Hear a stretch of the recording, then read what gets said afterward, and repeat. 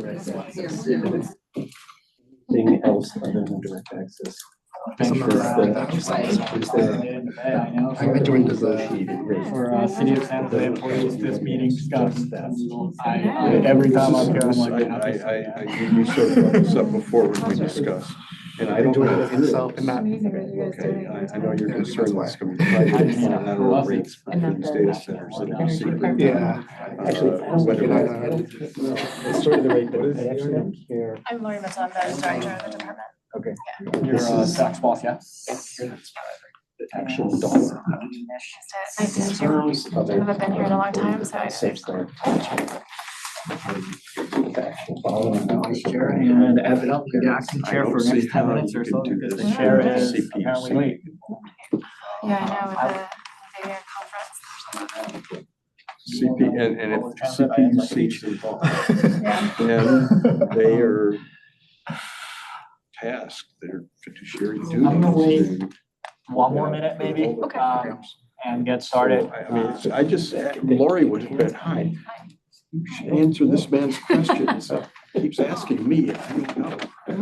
He doesn't like my answers. Later. Maybe you'll like mine. Maybe not. Oh, you haven't done it yet? Okay, okay. All tomorrow. Okay. Okay. It sounds like it was, There's something, yeah. weight and stuff, but I'm trying to get them tomorrow. yeah, it sounds like quite a few people were having trouble like reaching them and then they would try to call back. Yeah. So, sounds like, and we're not the only commission that was having these troubles either, so. Yeah. Thank you all for working with IT and dealing with all of the email Sorry, stuff. I Victor got appreciate it. You're using the San Jose email now. I didn't have much trouble getting onto it, and then I Yeah. forgot the password and I haven't been on it. Oh.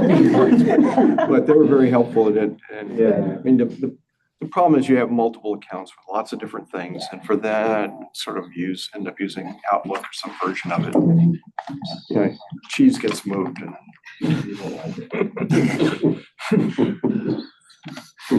But fortunately, I get my Yahoo and Gmail. Yeah.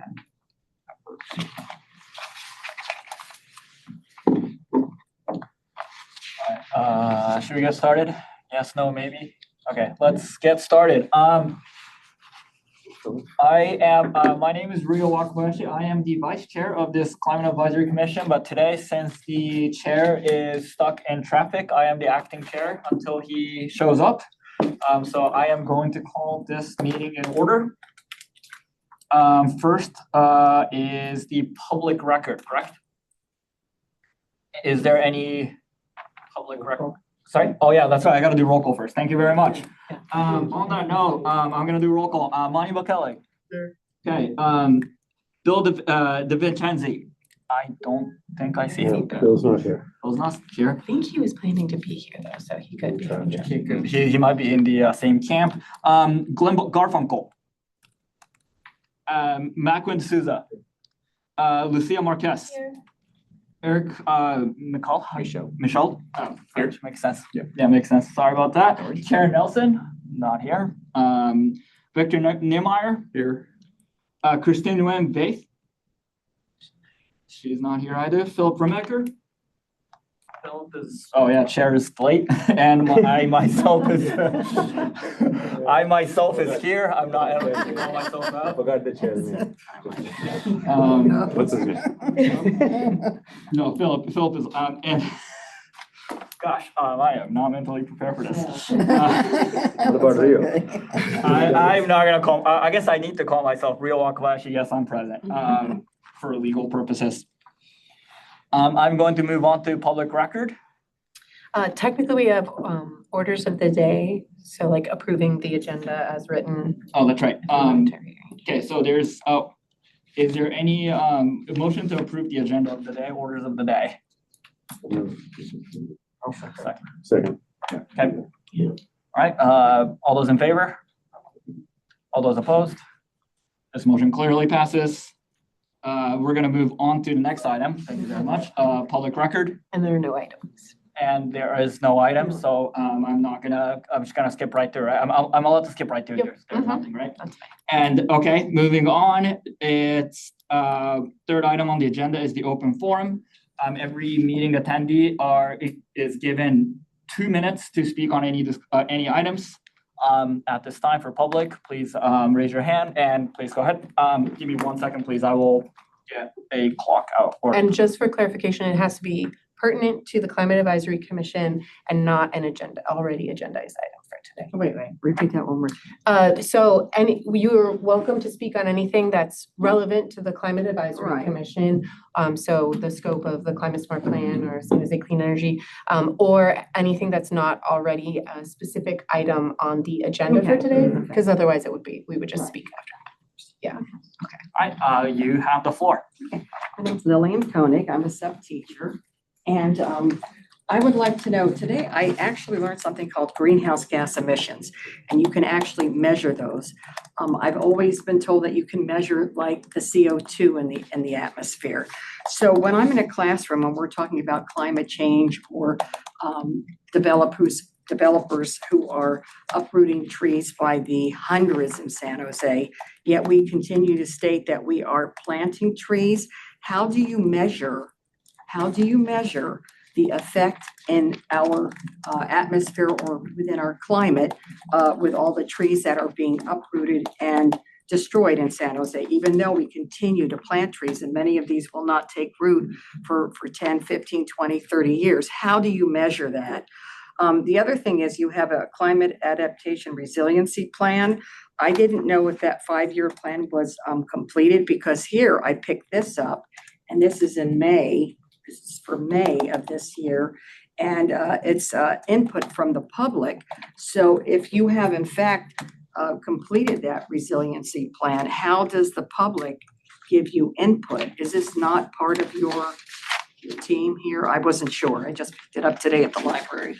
And the other thing is, I must tell you that I am concerned with all the school closures, and the school closures just don't mean elementary schools. Eventually it trickles up.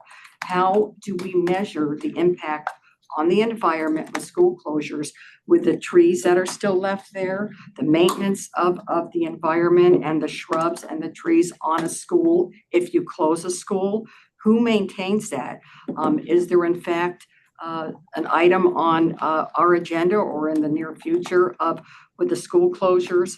Because a lot of these schools have huge plots of green land where the kids are playing and they play soccer, et cetera, et cetera. Oh, my time left? Oh, You can finish your sentence. Oh, and that was it. So, school closure, let's say San Jose State was about to close and there's all that greenery around there. Stanford, which is famous for its green trees. Okay, what happens to that? Okay, that's it. Thank you. Thank you very much. I'm gonna move on to any other comments for now. Should we take time to respond to that, or? I can provide at least a Okay. partial response. Yeah. So for the first part of what you were wondering about, how do we measure greenhouse gas emissions related to trees and tree canopy? In the Climate Smart Plan, our natural and working lands element, which was just incorporated into the plan in the 2025 update, we do have specific land use categories under the general plan that we evaluate acreage for and then interpolate greenhouse gas greenhouse gas like savings essentially that we get from that. But it's not an exact science, and so we don't measure, we don't have a value for each tree in San Jose. So unless they fall into that specific land use category, then they're not incorporated into the plan. Then the next piece was about our climate adaptation and resilience plan. That did just pass at City Council. The flyer that you have is actually the Climate Smart annual survey, where we ask for feedback from the public. So it's an annual survey that we do where we ask residents to scan the QR code and go and answer a series of questions about the climate action plan in San Jose. And then the last piece about school closures, unfortunately, schools are not within the city of San Jose's jurisdiction, so they're not something that we would incorporate into our plan. The school district is actually run by the county, so the city of San Jose really has no say in what happens with schools. San Jose Unified is run by the county? It is, it's part of Santa Clara County Office of Education. Something I didn't know, even though I've been Yeah. serving there for 10 years. Yeah. Okay, thank you. Thank you very much. Any other public comments from the public?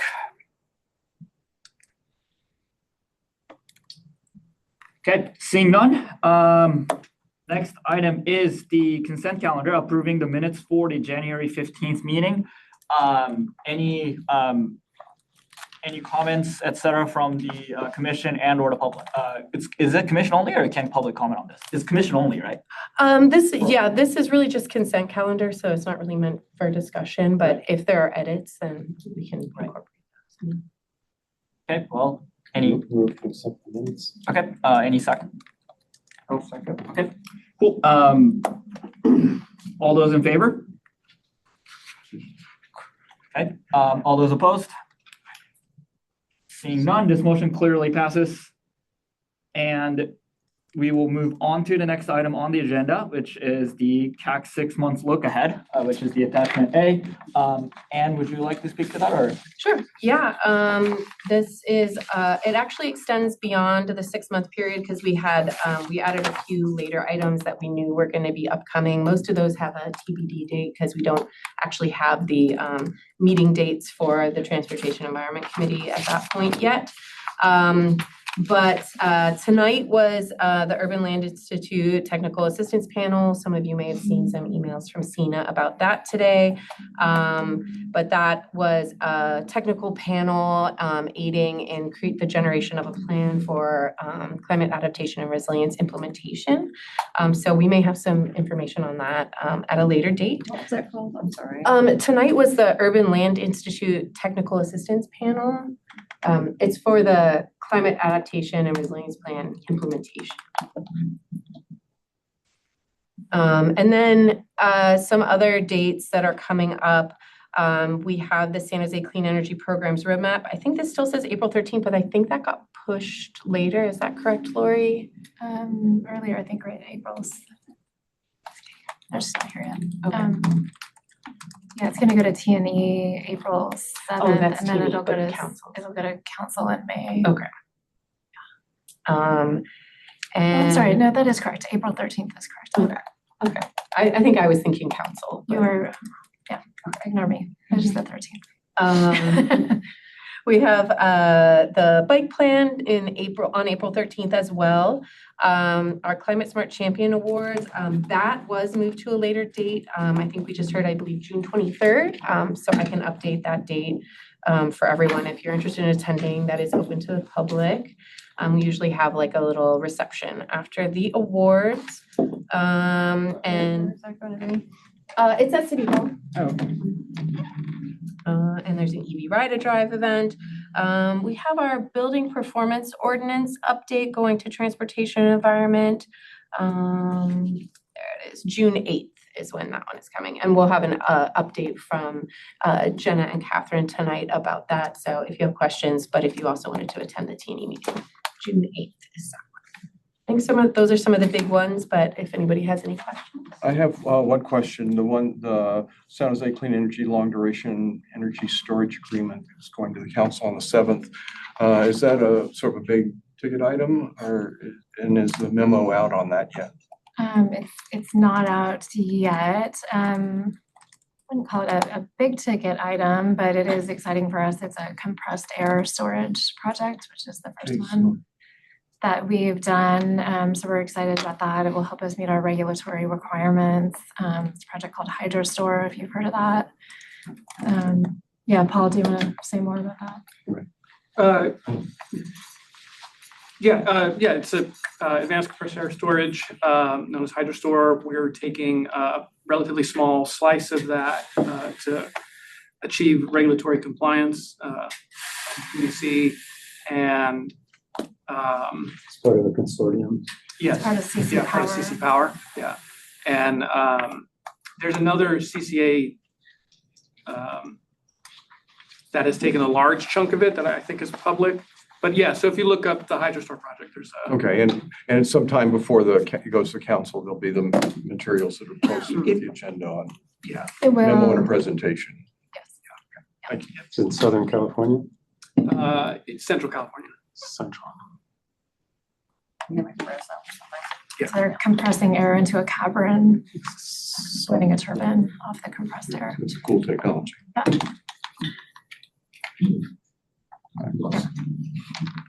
In the parking lot, we can discuss it. It's an, innovative storage technology. Mostly what we have in the portfolio are batteries. And so it's an opportunity to take a small slice of an emerging technology.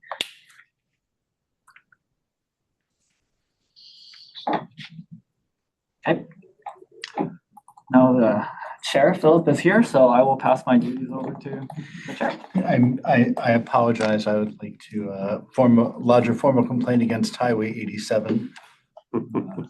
But so have we just done we just finished the 6 month look consent calendar? Or the- reports and information. Okay, so, all right, well, thank you, Rio, for covering. For the old business, I see we have no old business on the agenda, so we can proceed directly to the San Jose Clean Energy 2026 Integrated Resource Plan. That was Yeah, so we have a presentation, right here. Well, I guess we'll stand over here. I don't know what's easier.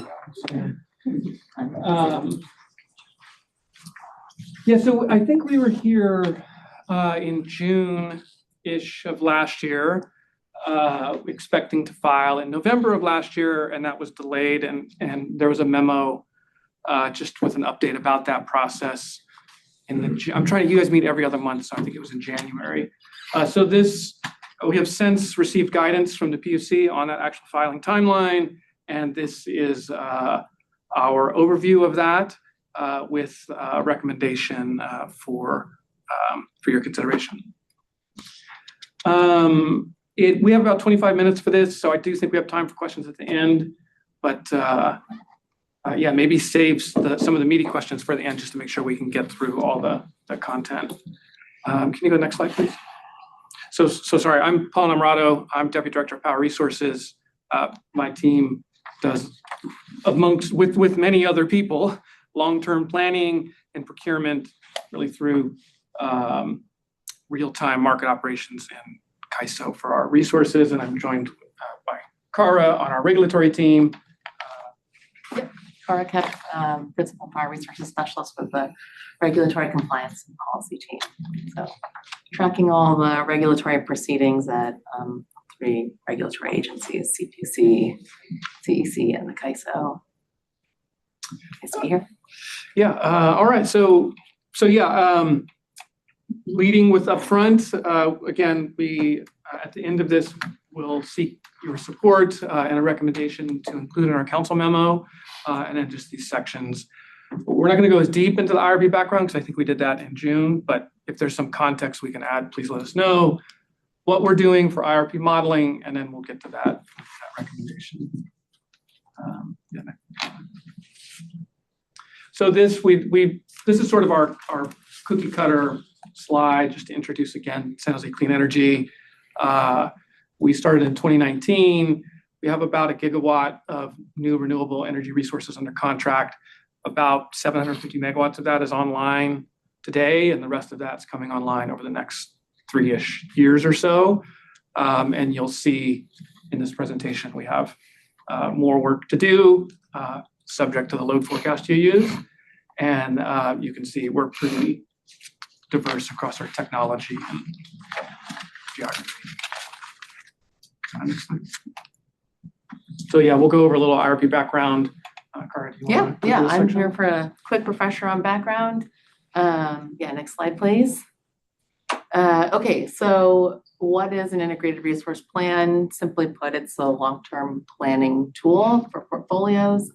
The electricity utilities and the state engage in an integrated resource planning process to ensure the electric supply is reliable, cost-effective, and meeting the state's clean energy and GHG emission reduction targets. So an IRP on a more granular level, it it evaluates electricity supply and demand to identify the best resource options to deliver low carbon, reliable, and cost-effective energy to customers. That's the plan, what it does. And then a little bit more about the process. So the IRP is submitted to the CPUC, as we mentioned, but in our case as a CCA, it is approved by our governing board, in this case, City Council. And these plans it's done on typically a 2-year planning cycle. There was, as Paul noted, a pretty significant delay, but we'll be submitting on August 10th. And lastly, just to mention, once that's submitted, the state then takes these individual IRP plans and then uses them for statewide planning. And that's to help inform transmission planning and procurement decisions. Okay, so to get a little bit deeper into IRP development. So how does the IRP modeling work? So the CPUC, as I mentioned, drives the process. They publish the key modeling inputs and assumptions that help keep all the plans consistent and comparable, both amongst individual LLCs and so, again, when they do this statewide planning. And so these inputs and assumptions include the load forecast, which is done by the California Energy Commission. And they assign every LLC a load forecast. This also includes, for example, the system portfolio assumptions. So like, what is our current resource mix, existing resources on the grid? What future candidate resources do we expect to procure and at what cost? And then also what transmission capacity is available and limits, and that kind of helps shape where resources are sited based on their deliverability. So for example, is there enough transmission to procure resources, like geothermal resources in Utah, or out-of-state wind in Wyoming, or other resources here in California? Related to that load forecast, we also have GHG reduction targets. So we have benchmarks certain years to show that we are reducing, our portfolios will reduce emissions down to the state targets and the carbon neutrality target in 2045, the state's SB 100 goal. And then also they set the kind of what are the reliability targets, what procurement is needed to make sure that the system is reliable. So then San Jose Clean Energy takes those inputs and assumptions, and we do our own modeling, and we develop a CPUC compliant portfolio. So again, following all the guidelines and the inputs and assumptions laid out by the CPUC. Then we also will test alternative cases or portfolios to help understand, for example, if there's load variations, so uncertainties in load forecast.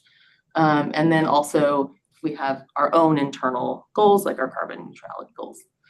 And with this will help us select future resources to procure that help balance affordability, risk, the availability, and timeframe. So it kind of gives us a guide.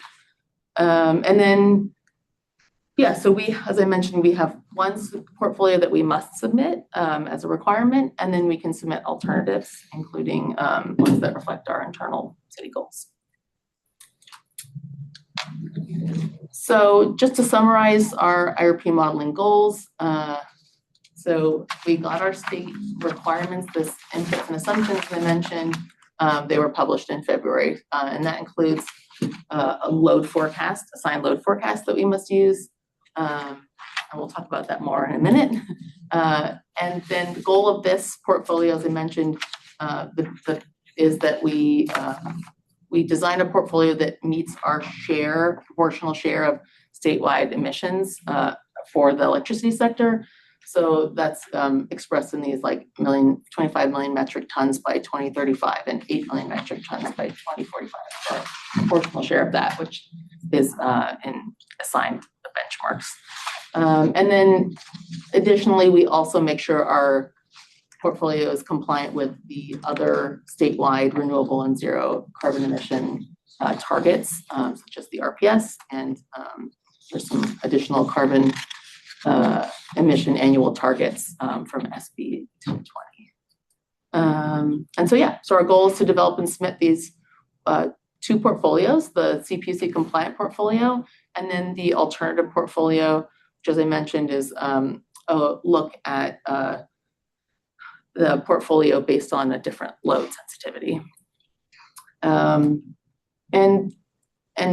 We also incorporate we have other scenarios that we run, including kind of more, like I mentioned, the internal goals. So that could be higher RPS goals that we want to reach, higher from the states, and evaluating our carbon neutrality goal as well. So we've done this in an internal portfolio with our existing load to demonstrate what the build out would be for these targets. Thanks. All right, thanks. Yeah, okay. So we'll go over what we're doing for IRP modeling. So this is probably no surprise.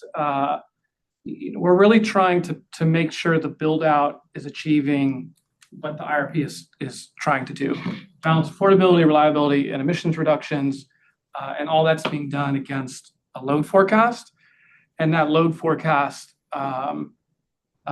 has varying levels of increased load growth over time, and we'll see a slide about that. And so we're trying to demonstrate in this process the importance of load forecasting accuracy and procurement in line with certainty in those load forecasts. So we use this sort of imbalanced teeter-totter to show that. Next slide, please. So this is sort of the slide that I think does a good job demonstrating the challenge. The black line is, as Cara mentioned, we are assigned a load forecast to model against and build and produce a build out against, and that's that black line. So in February 2026, the CPUC came out and said, okay, LSCs, here you go. Here's a statewide load forecast. Here's your share of that. Model your portfolio build outs accordingly. We have to do that. That's not a discretionary choice. So we're going to build a portfolio that achieves that. That's the CPUC compliant case. Separately, we want to demonstrate, well, what happens under different load growth scenarios, and what does that build out look like that? What if the load shows up slower than expected? What if the ramp schedules are different? What if the utilization is different, or they have their own generation? And there's any number of questions that could impact the net amount of new generation that we have to build out. And so we thought, how can we build a conservative alternative portfolio to demonstrate that to the PUC, so when they look at our build out, they have a comparison. And we didn't really want to introduce too many other variables other than demonstrating the importance of load forecasting. So that's that goldish line. The blue line is sort of status quo. If load just grew at its normal historical trajectory, what would that look like? And we built an internal portfolio that demonstrates carbon neutrality and our RPS goals that are consistent with other publications we've done. And then, interestingly, this black line is done in coordination with the CEC's forecasting, and they developed that in 2024. And they made some updates to that, and again, it was published for use in this IRP cycle in February. And in 2025, they updated that forecast, and that's their load growth. Which includes load modifiers like electrification and data centers, and that's the dotted line. And so you can see already out of the gate, we're mismatched between what our required build out will show and what even the CEC's latest view on load forecast will look like. And that's actually closer to our our alternative portfolio. And so I'm really unnecessarily beating this drum, but the load forecast certainty is critical to this equation. It's like sort of obvious that that's one of the main inputs that goes into the modeling, and input impacts what you decide to build. So that's just one of the big focuses of the story that we're trying to tell in this IRP filing. If you let me ask a question now instead of wait till the end, just for clarification, does these, say the compliant case or the CEC forecast, assume all the load in San Jose goes to you guys? Or does it, how do you deal with the data centers going over to PG&E? There is an allocation assumption that the CEC does. I don't know that I could say exactly what they're doing, but they use like historical load ratio shares and then what other providers are in that territory. I think the main issue that we're seeing is not necessarily data centers that might be served by us or PG&E. It's more that, you know, as we've looked at the projects and we've coordinated a lot with our planning department because we're part of the city, we know, you know, what's getting constructed and built. And I think the disconnect in the forecast is really what the CEC is taking is PG&E's forecast, and they're just looking at interconnection applications versus what we're looking at is like, okay, well, who's gotten also into the planning process and then putting a likelihood on who's actually going to get into construction from there. So we think it's very optimistic, those higher forecasts, based on, you know, our pretty detailed information from planning. And so we're in the middle of having a lot of meetings with both PG&E and the regulators to educate them on, you know, there's one thing to put in a PG&E interconnection application, but then to get your permitting and go through the local planning and then get your financing to actually build something, it's going to be a smaller subset that actually get constructed. And you know, why this is important is we don't want to end up oversupplied, right? We want to buy what we need, not, you know, get oversupplied and then the affordability and ratepayer impacts of that are significant. You're not too worried about buyers opting to PG&E, and then if you potentially, I wouldn't say I'm not worried about it. I think we'll be competitive. So I think I think we'll do well. We are already talking to, you know, all of the ones that we know about, and a separate work stream from this is we're going to come forward to council with some custom rate structures for them that look more like how direct access operates. You know, some of them want to float in the coastal market. Some of them want to bring their own renewable supply to us, which even exacerbates this more. We're very open to that. If you want to bring us, you know, you've probably all seen the news, all the hyperscalers are building their own generation, and that's great from our perspective. If you want to bring us that renewable generation, great. We don't need to buy it for you. Right. But that's even more reason why we need to really make sure we have an accurate load forecast and we're not contracting for more than we need. Sorry, go ahead. The black line is what the CPUC is their client. They want to hold you to plans to build that, which is a doubling of the capacity of the next 4 or 5 years. Do they have, I want to say, they're trying to kill us, or are they trying to do this to everyone? Because this seems pretty out there, and they're supposed to be our friends, and they're supposed to be sort of protecting us against rate increases. And you know, that's a real big bet on an awful lot of load growth that doesn't seem that well supported in the world we observe. And what am I missing here? What's wrong? Nothing. No, I think you're preaching to the choir. I think what we find particularly troubling is that very steep curve in the 27, 28. I mean, you'd have to be through your planning process and getting into construction, right? So 27 is next year, right? And so, yeah, you pretty much need to start in 2025, right? Right. Now the outer years, I think we're all, you know, uncertain what AI load growth is going to do. But I think fundamentally, I would say what they're mostly worried about is reliability, right? And if you think back to 2021 when we almost had, you know, blackouts, I think, they're trying to be proactive and, they're taking the information they're getting from the utilities. They're also listening to us. But it's concerning. Yeah, it's concerning. You have to buy capacity.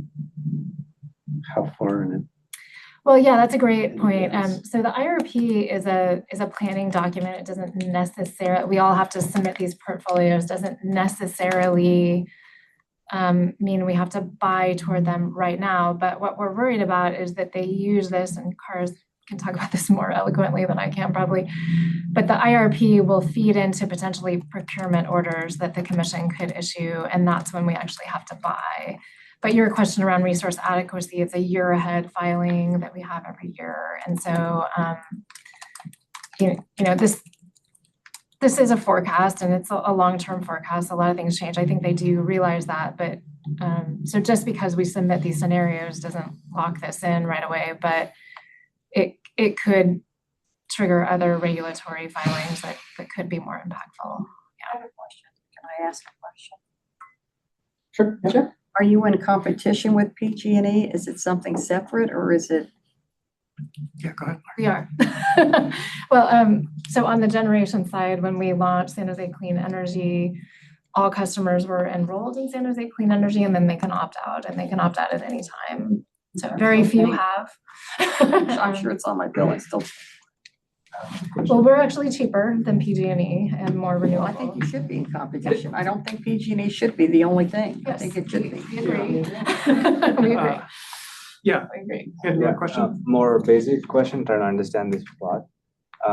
So from what I understand, the CPUC is a California commission and we are a city. So how do you take their guideline and forecast what is needed for the city? Like the black curve has a lot of slopes. They give the forecast at the electric provider level. So we didn't pull out of the statewide forecast our share. They tell us our share. Is that answering your question? So they give you If you what is go- the city's forecast. Yeah, if you go look at the IPER forecast, there's a line item in there for San Jose Clean Energy and all the other LSE or all the other electric providers in California, and that all sums to the total statewide forecast. And the CEC works with the utilities to understand the growth in that area, and they use, I'm getting out of my depth here, but they use, some historical like share that we've provided to do some allocation. Yeah, they've been modeling for a long time. That's their job, to model the statewide electricity load. And I'll just point out, this is kind of like an unfortunate moment in time. So this black line is based off of forecast for the first time they ever included data centers. Like data centers just came up as a load. We've never experienced this kind of load growth. So they put that in. It also had a lot of high transportation electrification, building electrification in that scenario. And then you'll see with one iteration of refinement to methodology, that's that line. So it's a work in progress, but You have 5 minutes left. Oh. You may want to. Yeah, okay, Thank let's you. keep You may going. want Yeah, to, thanks. you may want to jump to the recommendation slide and Let's work do that. backwards Great. from that. Okay, So if you want to finish on time. we've covered some of this already.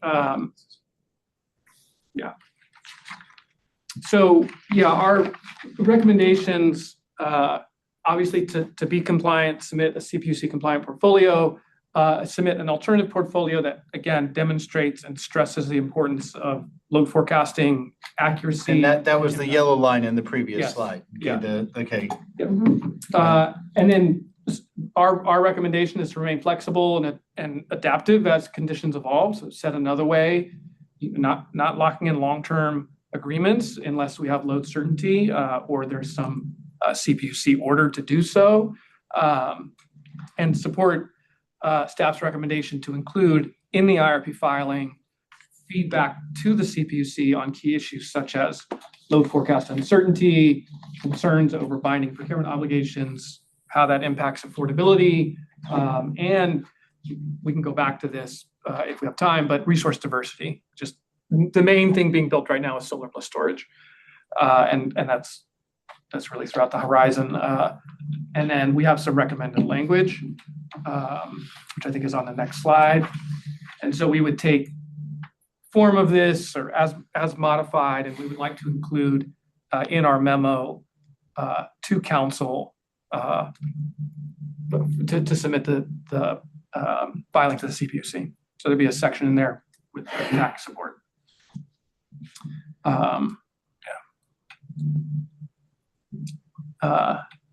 And so we can go back if you guys want to just think about that for a second.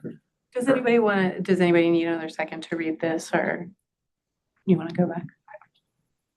Maybe if we could just go back, there's a I'm couple of. reading the text on the agenda, Yeah. which is, Can you quickly go to, there's some stacked bars in here, and I think this will help demonstrate. So we put together some indicative portfolios right here. So if we build out to the status quo line, our IRP would shake out somewhere around here for a build out in 2030 and here in 2040. And this internal portfolio is carbon neutral by 2030. If we want to build out to the CPUC's required forecast, that's the compliant case, that's these bars here. And the yellow is solar. So that's when we talk about resource diversity, the interconnection queue is most of the projects that have been studied to date and are available for development are solar plus storage resources. There's a little bit of wind there. And then our alternative case is obviously in between the two. But there's a drastic build out required for that sort of load growth. There's little diversity in it. And so we want to, again, reinforce those points, convey those concerns, and offer some recommendations to the CPUC for consideration in things like issuing procurement orders and caution around that. So has the CPU been this aggressive with other community aggregators? I mean, is this like local, is this sort of local to San Jose because of where the area is, or does it seem like a heavy bias for all? It's a statewide, I would But I say. mean, for our peer organizations, they're seeing similar giant jumps in the CPUC compliant portfolio? Well, yes, I would expect similar. We haven't seen their build outs yet. Their input forecast, it has a similar growth trajectory as ours. Because now Unfortunately. you and every other, in-state aggregator is going to be chasing after a lot of capacity that doesn't exist. Yeah. I'll understand. San Jose, I assume because we're getting the new transmission lines, should be in a different category than a bunch of other. There's an ongoing discussion on should they change the way they're allocating their load forecast. At the moment, again, I don't want to get too ahead of myself. It's largely driven by historical load ratio shares. So if whatever the growth they see, you take your proportional growth going forward. I thought a bunch of the data centers are looking to situate themselves in San Jose. Yeah, so you're So right. San Jose should be different than a bunch of other. Yeah, we don't disagree. I think the state is still, as Kara said, still refining how they do this, which will be, potentially that means our numbers could go up even higher, right? If others go down. I'm sorry. But this is just generation capacity. We have the transmission capacity. Even if the other is we procure this generating capacity. Can PG&E carry it all? Oh, this is okay. Do you maybe just make sure I understand the question? Not all of this generation, and sorry if I'm not understanding, is built within our service territory. This is built so long as it's deliverable to CAISO, to the California system operator. So in theory, some of this solar could be in Arizona. We don't have to build it locally. You don't have to build it right. Yeah. But there is sufficient transmission capacity. Well, this will all get clinched together and sent to the California ISO to study in their transmission planning process, and then they will produce a transmission procurement plan to facilitate this sort of build out. I think it'd be terrible if you went through all the trouble of making these procurement contracts only to find out that the transmission will be available in 5 years. Nice that you bought it out there, but there's no way to get it here. Yeah, so it's a good. They're doing that feasibility study this is an input into the transmission feasibility study. Yeah, and that's why they want this long-term plan, because it takes, 10 years to build transmission. There's also a transmission planning process at the California similar to this. All right, so do you want to move to the draft recommendation slide? And does anyone have a motion to approve the recommendations or have commentary on them, or? I have one commentary here. I mean, it's not pretty. You have to do it. CPUC is under a lot of political pressure. Who knows whether they're going to cave? I mean, they look to me like they're trying to commit suicide here almost, but politically. But in any case, we have to go through the process. One of the things that always sort of gets lost to me is we always talk about gigawatts and all this. And they're hidden in the models are numbers for how much this costs. The CPUC gives us cost numbers. They may or not be true, but at least we can refer to them. When we communicate this stuff to the council, attaching some cost numbers to to the different scenarios, to different timelines. So cost to this many to 2030, cost to 2035 and 40, might give them a reality check of how much the city would be committing to under these different things. And it's all just informational. They're not, but I would, if I would do anything, I'd add a fifth or sixth, seventh bullet saying that at least in communicating to the council, attaching cost information in some way that would inform them as to what's going on, because they don't have time to dig into this either. No one does except you.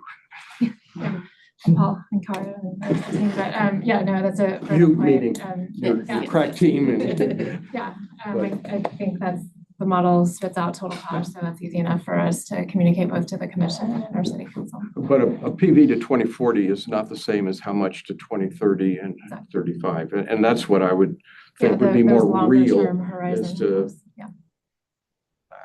Sure, I'm happy to include that. A question, not a. When might we see a final draft? We are trying to get to council late May, early June. So that's when it would be published. Yeah. Okay.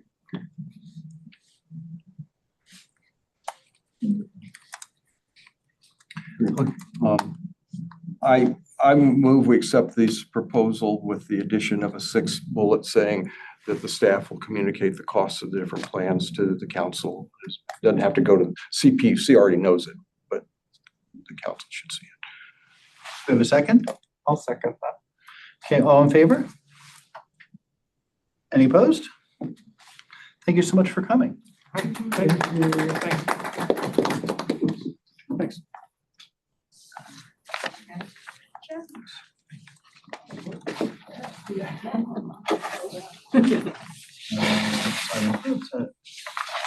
My laptop has decided now is a good time to do some form of update. So I need to tell it that it's not a good time, Apple, not a good time. So next we have the Energy and Water Building Performance Ordinance Status Report. It's on attachment C. who's presenting? Great.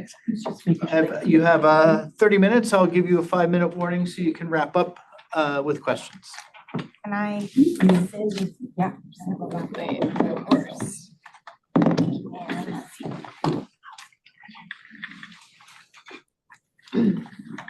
Okay, hello all. My name is Jenna. I'm an environmental services specialist on the Climate Smart team. And I lead the implementation of the Energy and Water Building Performance Ordinance. I was here in November of 2025 to give just a general what is Building Performance Ordinance, or BPO for short. So yeah, I recognize a lot of you from then. Next slide, but yeah, today I'm here to give a different kind of update on the BPO. I'll start with a little refresher background of what BPO is, go into some analysis on the program and progress to date, some planned improvements, for the policy and some future considerations, and then next steps. Just greater context, the reason behind this presentation is to get all of your input and have a little discussion, hopefully time allowing, about what I'm presenting today.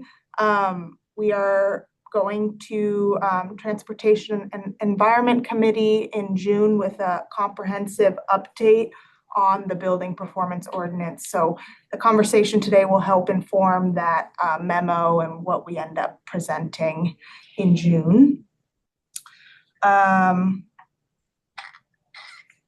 But yeah, and I guess also I should mention, this is the first of its kind update to council since the ordinance was passed in December of 2018.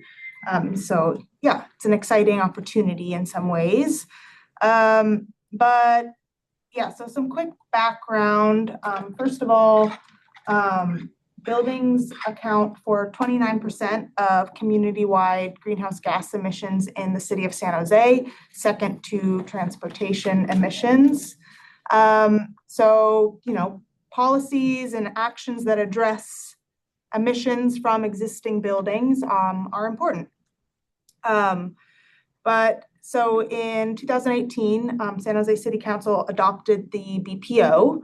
At that time, a existing statewide benchmarking law already existed. It's known as Assembly Bill 802.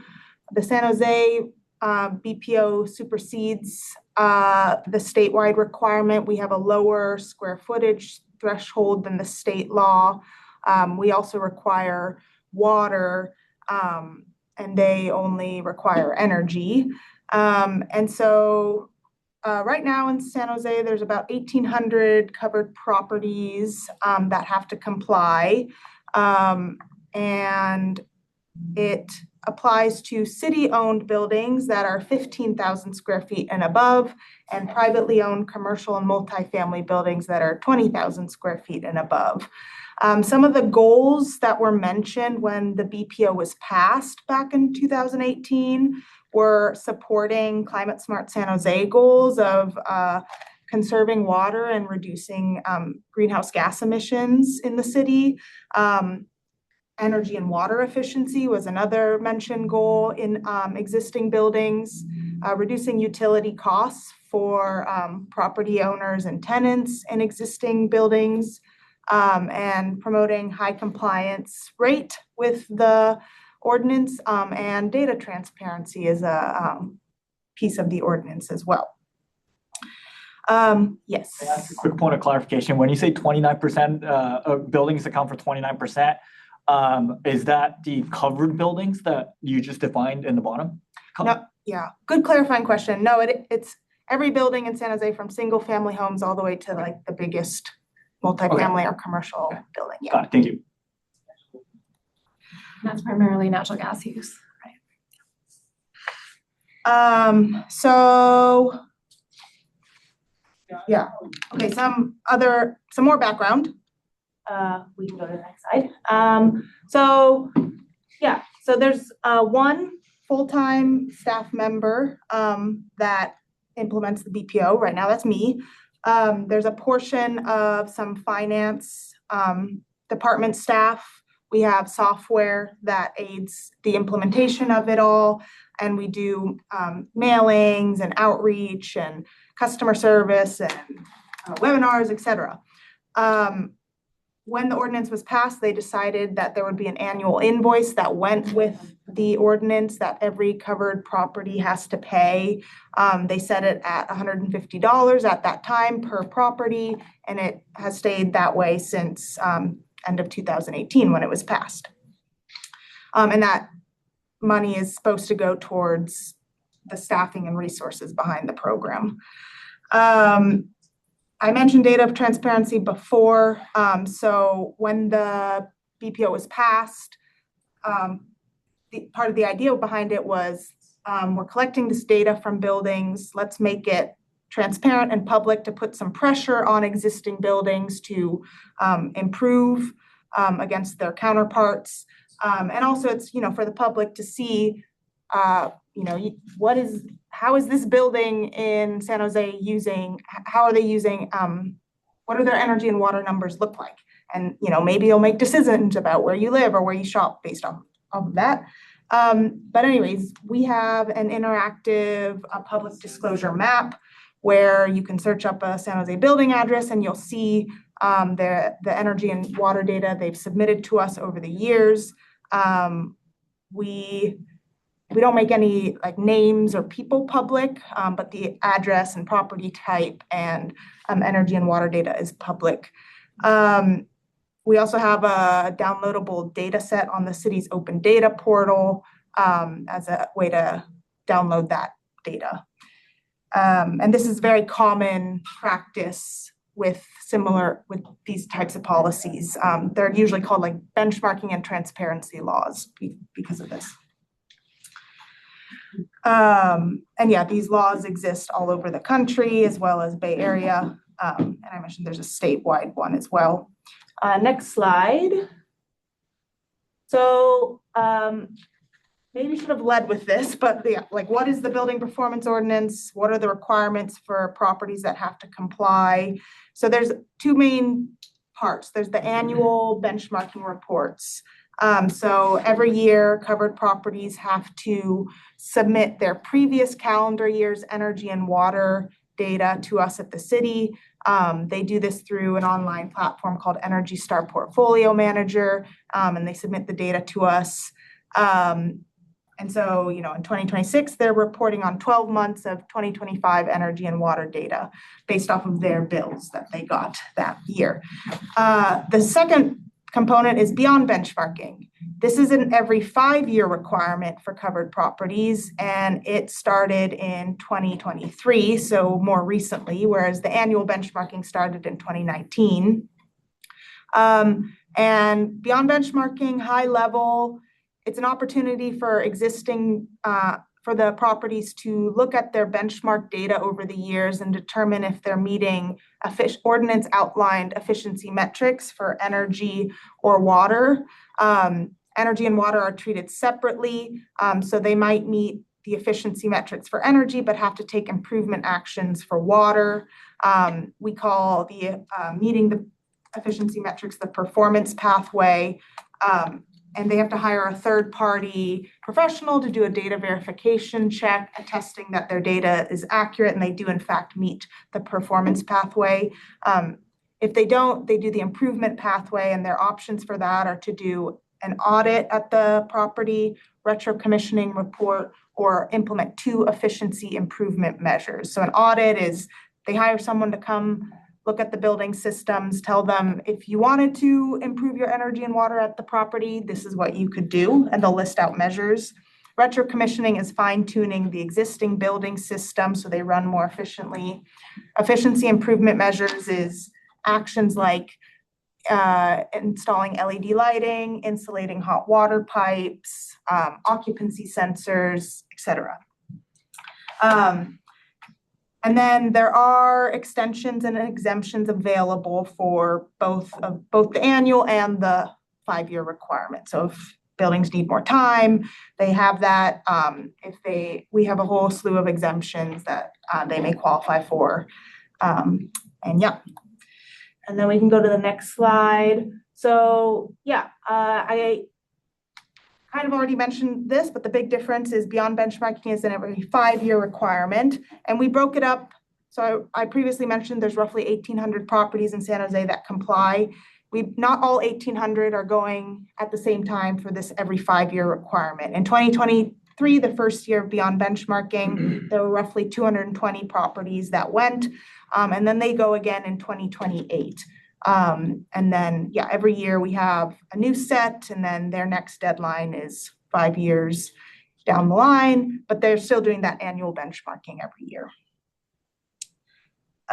Okay, next slide. So now I'm going to get into some of the data we looked at. So, what kind of has happened with covered properties since the start of BPO. So this is calendar year 2019 through 2024 data. From buildings that submitted compliant reports to us, we noticed a 15% reduction in median energy use intensity between 2019 and 2024. We also noticed a 14% reduction in median water use intensity between 2019 and 2024. And we saw a 13% increase in median Energy Star score, which this is a good increase because Energy Star score is a efficiency metric for properties. If you have a 75 or above, you're considered to be rather efficient in terms of energy for your property type. And so we've seen our covered buildings increase that score over time. Does the efficiency number take into account the other two intensity values? The Energy Star score? The Energy Star score, yeah. Yes, it will look at, it won't look at water, but it'll look at like energy use intensity at the property. Okay, because the other, so one is pretty much flat, the other one's actually increasing. So the Energy Star score, the orange line is increasing. so is the water increasing in, meaning like, is it getting better or is it getting worse when it goes up? The orange line is the Energy Star score. So that's a good increase because that means. But what about the water use intensity? When it goes up, is it getting better or? No, that means they're using more water per gallon. Yeah, that's what I was wondering is the water is getting worse slightly and then the other ones it's flat. So then how does the Energy Star actually improve? So Energy Star score doesn't take into account water use intensity. That makes sense. Also, so not every property type is eligible for an Energy Star score because it's based off of like national data sets for property type. So there's not enough data for certain property types, so they can't get an Energy Star score. Whereas every property can get an energy use intensity metric because it's just their KBTU per square feet. So yeah, so it's like a different set of buildings potentially for Energy Star score versus energy use intensity. That makes sense. And then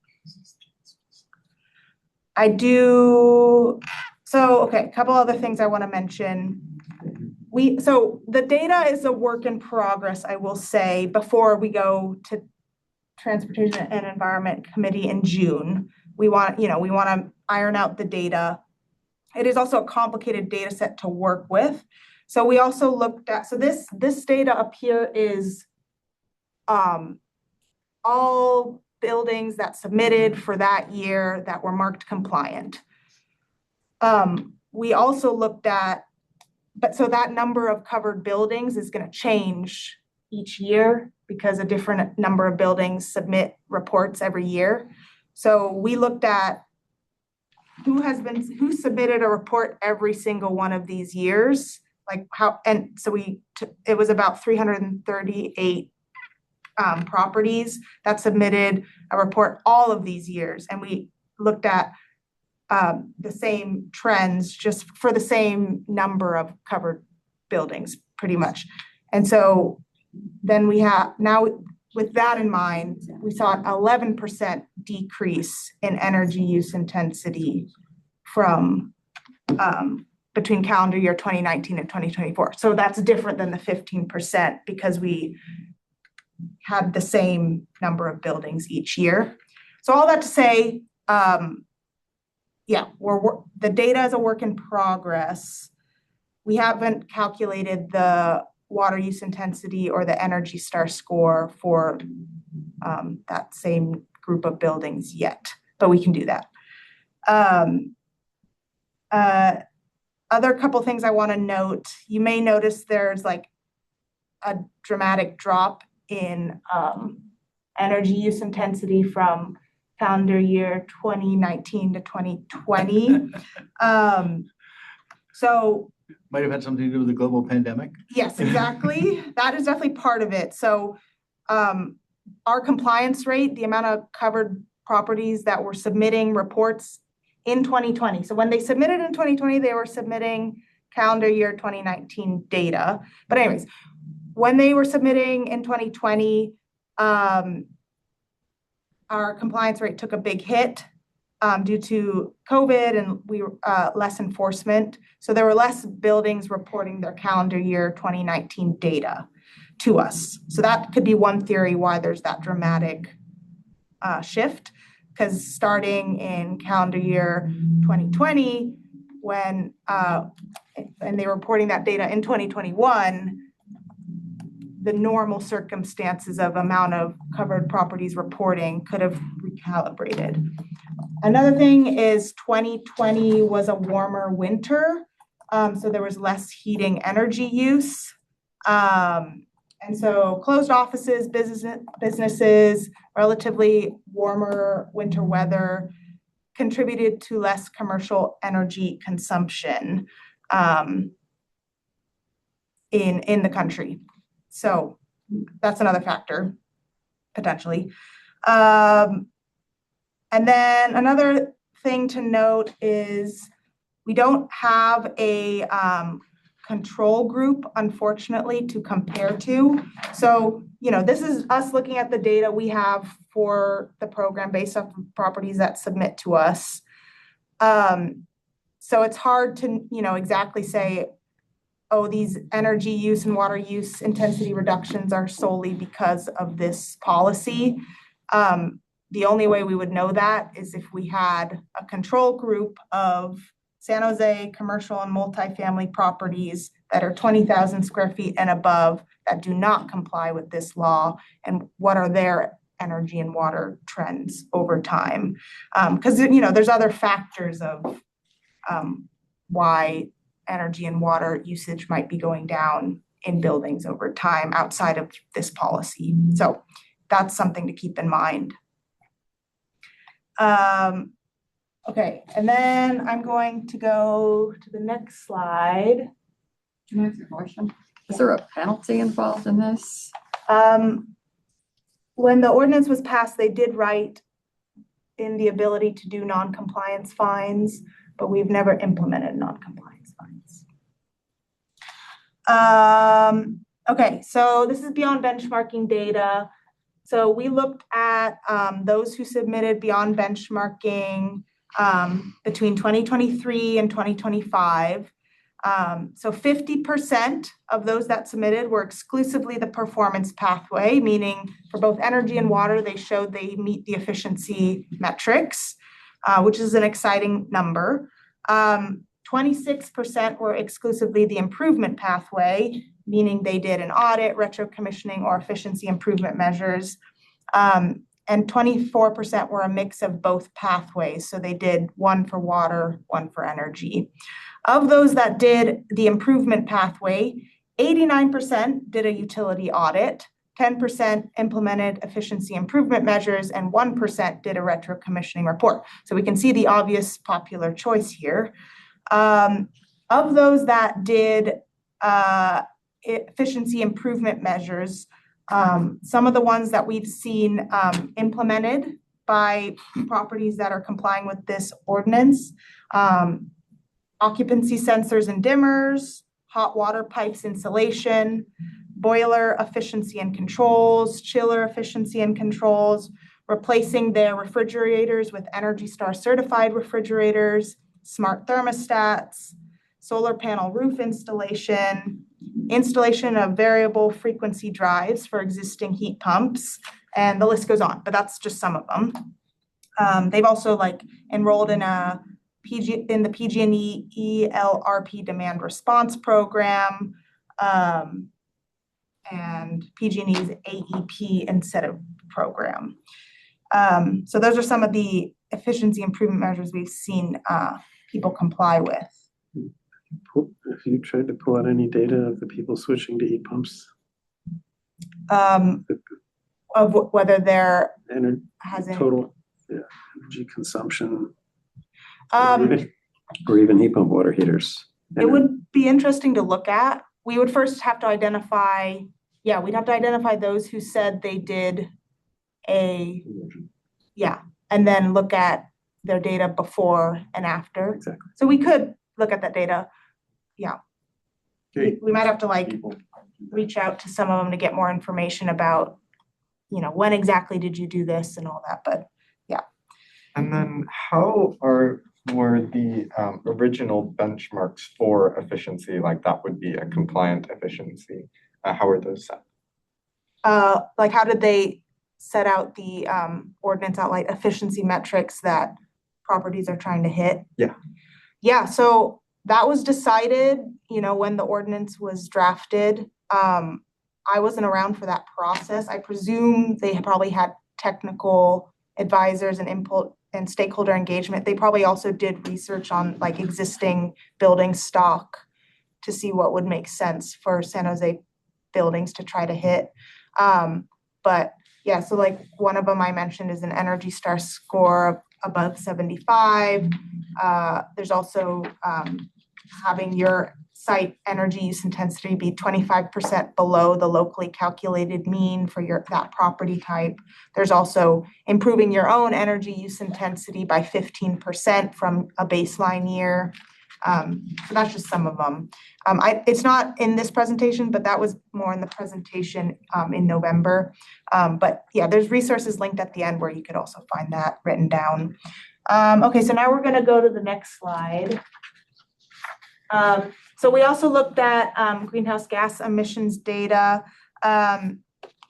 So since calendar year 2019, median GHG emissions per building have decreased by 35%. Total GHG emissions per square foot across all reporting covered properties has decreased by 38%.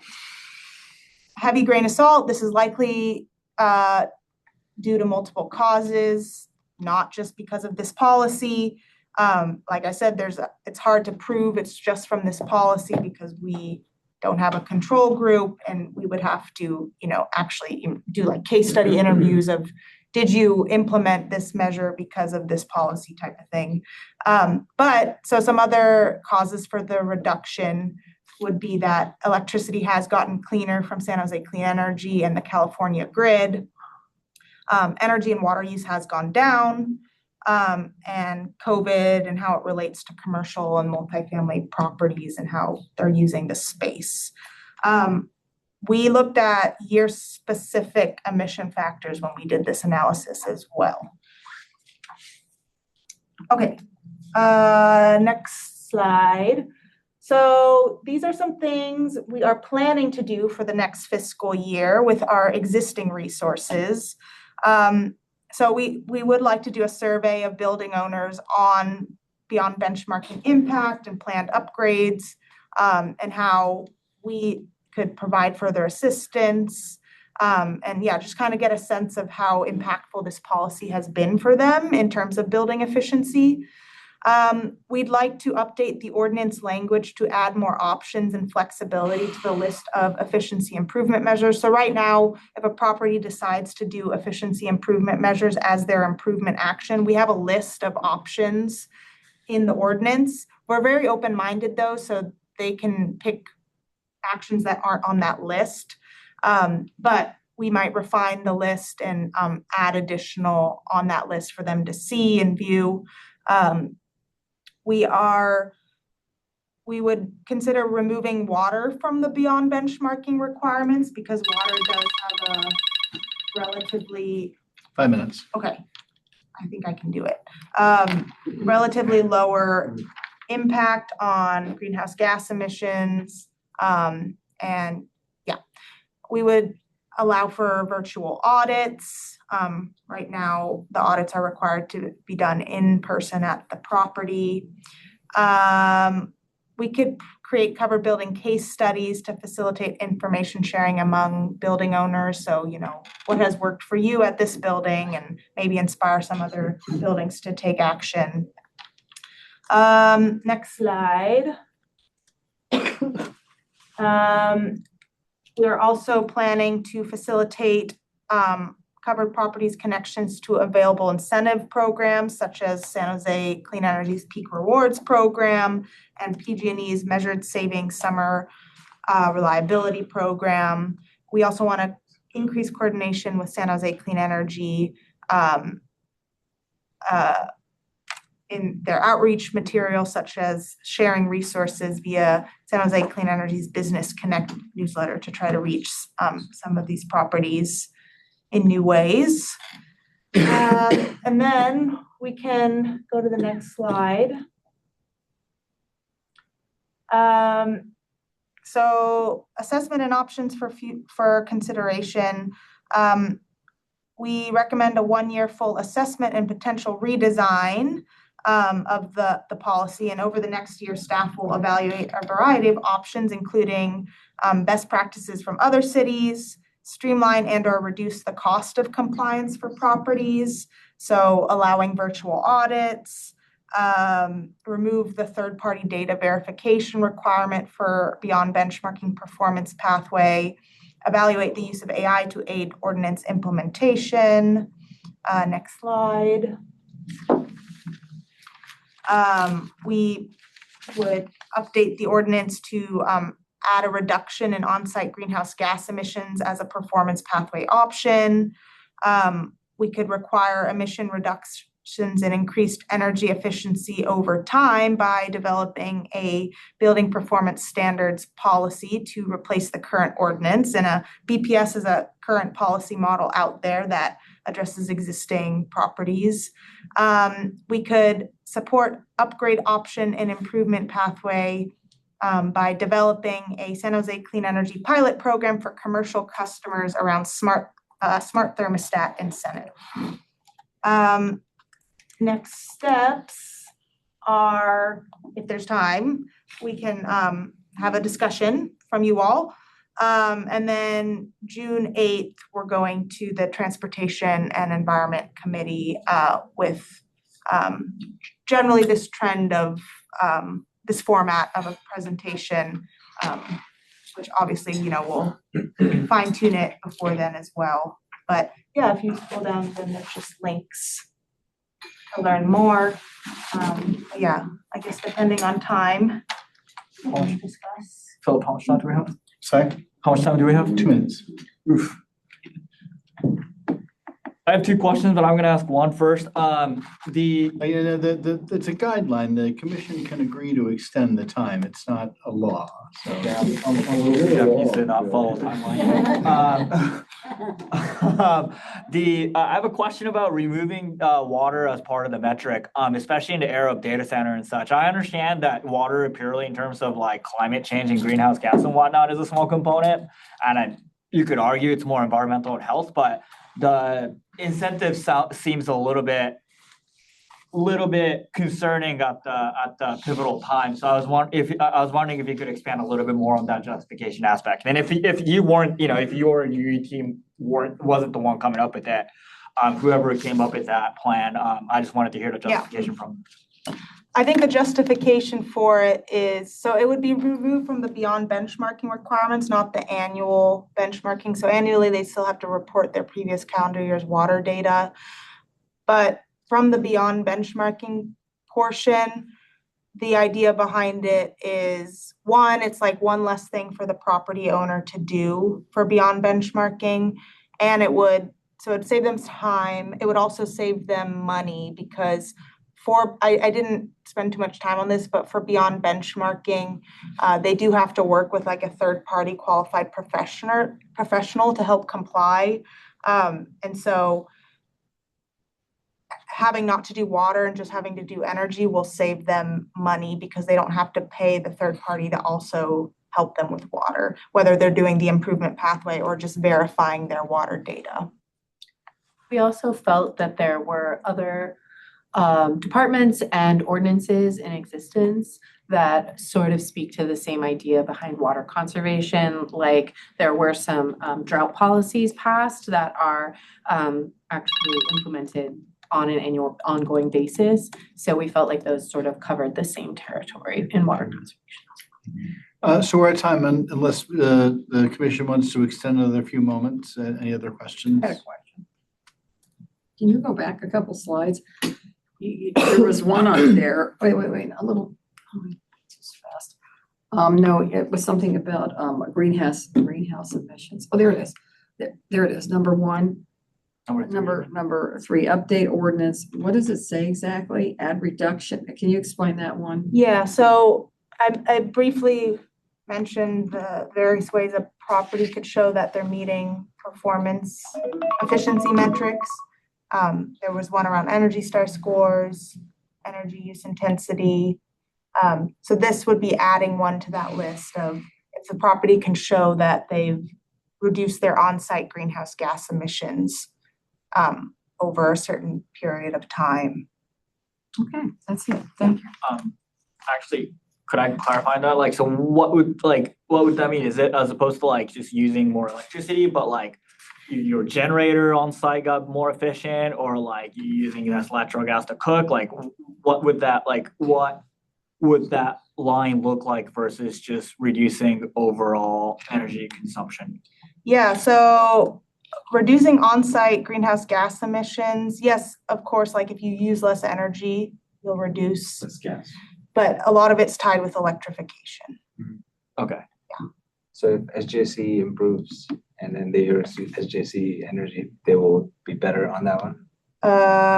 No, it's what you produce, like what you use on-site. So Okay. it's not tied to who you're getting your energy from. So okay, so if I exchange a diesel generator for a solar cell, that would qualify under this, but it didn't qualify as of today. Is that? No, it would currently qualify as like an efficiency improvement measure. Okay. We would qualify. It would just, the point behind this is like throwing out like this is an option, like kind of triggering people's thoughts around it. Yeah. You're not tracking diesel. Yes. Well, if they have diesel, they are supposed, any fuel source, they would report it to us. Yeah. Okay. Thank you. Yeah, I'd just like to comment quickly in support of all of the things on this, all of the options on this slideshow, and also ask, given that about 50% of the buildings just already met the benchmarking targets, does that suggest that in the future, especially like when you start going around to the first cohort of buildings the second time, that the benchmarks would be like enhanced to make them a little bit more ambitious, given that a lot more are complying, and hopefully some of the measures that were taken to improve could make it realistic to get further in the future? Yeah, good question. So unfortunately, the way the policy is currently written, it doesn't necessarily encourage continued improvement. That is what a building performance standard policy would do. As it's currently written, yeah, if they beat the performance metric this year and then in 2031 when they're due again, they just have to kind of maintain what they're currently doing to meet those same metrics come 5 years from now. Thank you. Good question. So is there any connection with the things that they can do within the building as well as outside of the building? So for example, like planting trees could help reduce energy costs, as well as removing hard surfaces that also radiates heat. Yeah, it's kind of a tough one because the nature of this policy is like the building. So yeah, I mean, if these measures lead to the building using less energy, then under the efficiency improvement measures, our team would definitely be open to. Do the property owners come up with the measures they're going to use, or are they given recommendations? So we have a list of options, but Is they that can, type of thing they can also included? come to us with what they've done and we'll talk through it and decide if it would qualify. But it's all connected. It's all connected. You can't leave out one and leave, it doesn't work that way. So when she talks about trees and reduced pavement, it's all connected. So you say just energy, it's not just energy, it's all of it. Thank you. Okay, and with that, we're just short of 5 minutes over, and I think we don't need to improve anything. We don't need to approve anything for this. It's just an informative thing. Yeah, it was not a formal recommendation or anything, just Thank you so much for discussion. coming in. I'm sure that if you have further discussion, there's information in the presentation for That's too contacting long. the Climate Thank Smart you. Group. Have a good one. Thank you very much. Thank you for letting me ask a few questions. Appreciate it. All right. So next up, we have the San Jose Clean Energy Program's 5-year roadmap ad hoc committee report for 20 minutes. That is, who is? Are you leading it or I don't know?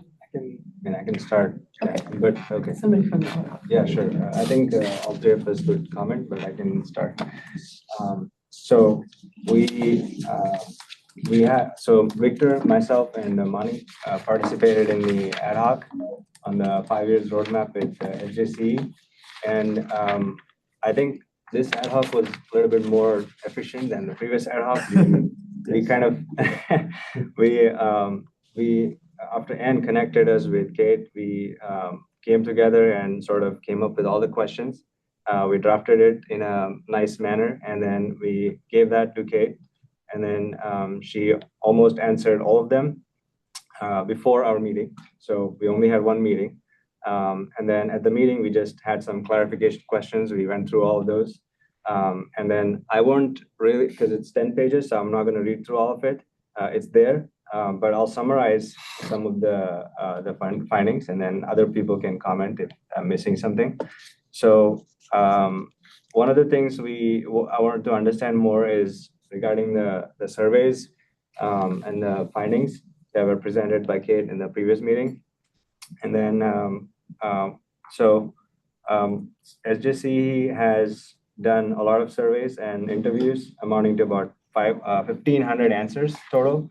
And if you could go to the slide, I guess page number 45 there. So the previous slide shows the key findings that were presented by Kate in the previous CAC meeting, but this is the data from that. And what it clearly shows, at least for the way I understood it, is that everybody is asking for lower costs over the renewable energy choice. So save money and then lower cost even in the next page. If you go to the next page, they want inexpensive energy. So over the choice of cleaner energy. So that was, that's pretty clear from this data. And then one of the other discussions we wanted to have is whether SJC can go from a budget-based planning to a more like a emissions target-based planning. But it seems like it is a hard thing to do because SJC has to balance low rates and then their reserves. And then those are going to be moving quite a bit this year, especially from the previous ad hoc, we know that. But if there is, Kate has said that if there is excess revenue, after balancing the reserves and lower cost, it will go to providing additional boosters for the programs. That was question number 4. And then we asked about also one of the things we want to understand is how much does SJC's programs contribute to the city's goals that are in the climate smart. That was the question number 11. So it's actually small, which we already know. It's 0.07%. And the most of the city's reduction is going to be coming from actually the policies and market forces and building codes and other things. So SJC, they're trying to do good and they're kind of leading the effort in some of the incentives, but it's not going to come from SJC. So, and then, so this year we were talking about emissions targets and some of the calculations that go behind some of these programs. And I did some spot checks and they all look pretty good. I was pretty happy, and I don't know if Victor has done any deep, in-depth Excel sheets that he likes to do. I'll speak in a minute. Okay, sounds good. But so right now, I think this year it's about 55,900 metric tons of CO2 for actually the financial year 26-27. And then they're starting out some new programs. So initially, the benefits are a little bit less for some of the new programs because there's more investment to start up. But there is an incremental improvement of 5 to 10% that you can see with the same amount of money invested.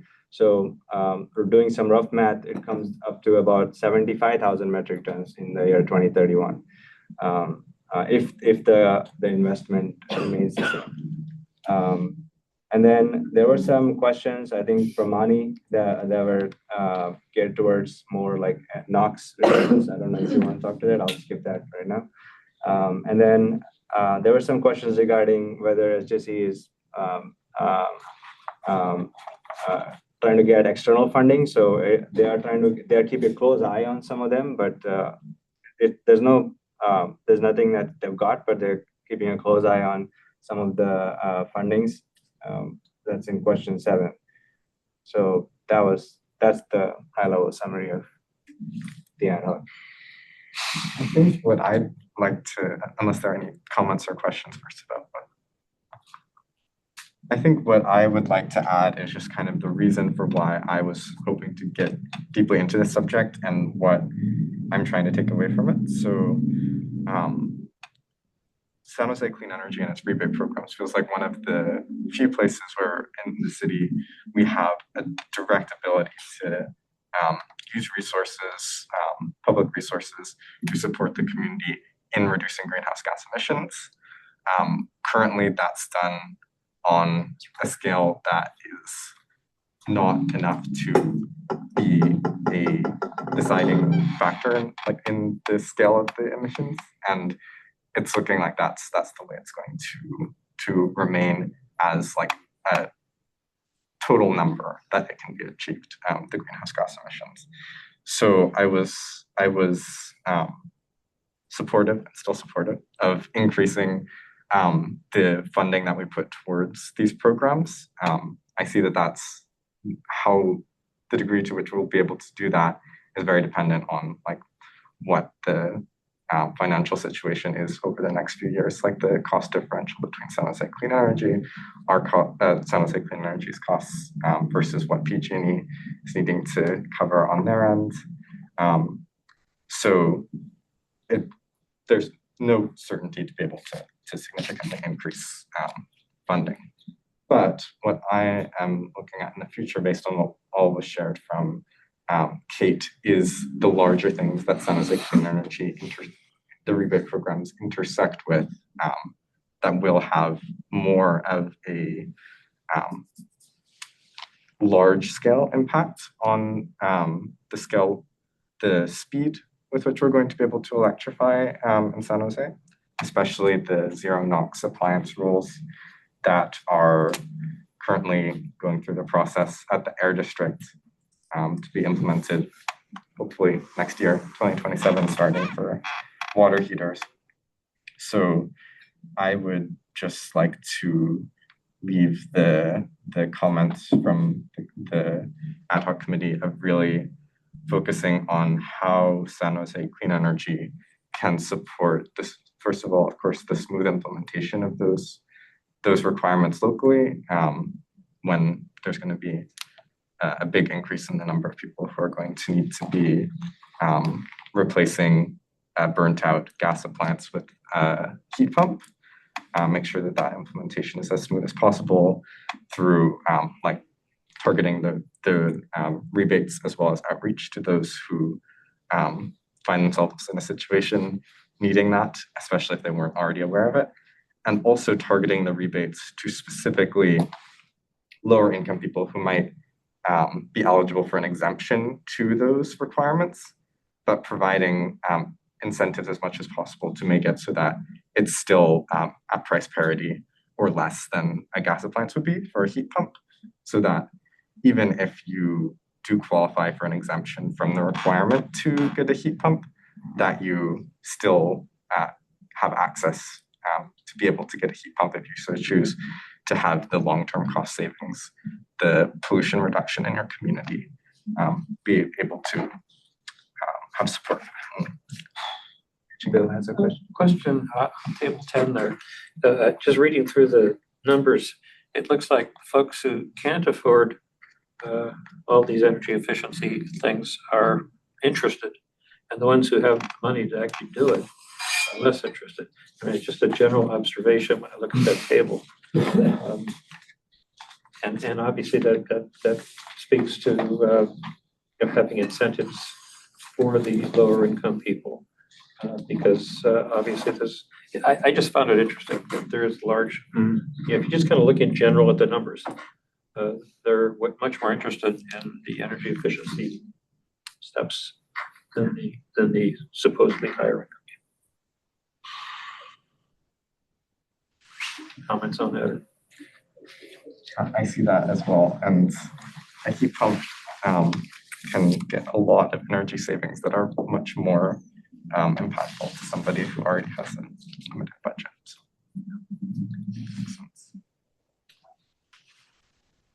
Agree with your point, and like to that point, like for lack of a better word, rich people get to just pay, right? So like incentivizing, Taylor Swift is not a city of San Jose resident, but like incentivizing Taylor Swift to not fly her jet, private jet all the time. Right. What do you do with that? And SJC can't do much about that, right? For lack of a better word. So SJC, to my understanding, cannot levy tax, for example, right? Am I correct? So, there's that aspect of complication as well. Thanks for the report. I was sort of behind wanting to do this to some degree, and was happy to see Macwin take the lead and see Monty do the heavy lifting, and mostly I watched. I mean, a number of things here that come to mind. First of all, I guess on the process, we've struggled with how we do ad hocs, and I don't know whether it was Macwin's brilliance or what, but this interrogatory process seemed to work very well, and it only works if you really have good staff, and Kate did a wonderful job of respecting and dividing what we meant by our questions and responding to them. And she's not here, so she shouldn't be embarrassed, but she was amazing. And the other people we interacted with, I thought Josh was, that was first rate, and that was a big factor. Going around to this, there is, estimating. I'm a numbers guy, and I care about emissions, but estimating them is really hard. And there are lots of assumptions that go into this, and it's the classic making sausage type thing that keeps coming up in the world. But I didn't know that this was baloney or not. And after looking at the tables, how they structured the estimates, I mean, I came away convinced that they were basically honest, that they were logical in terms of how the physics of emissions happen. Always the tricky part in this is with incentives. If someone gave me an incentive to put a heat pump in, well, there's odds I might have done it anyway. I didn't need an incentive to buy an electric car. But one of the things that convinced me to sort of cut some slack here was that these incentives are focused on low income. And that's where these incentives, so that if you give someone an incentive, the odds that actually did trigger the decision and you can take full credit, sort of held water with me. Obviously, there are going to be some free riders. It's not going to be perfect. But bottom line is, I think these numbers are reasonable. They're good. You can't, you get 5 different companies do 5 audits, we'll get 5 different results. But this is, and I came away with impressed and more confident in the staffs on this. I will part with my final shot of my own personal things here.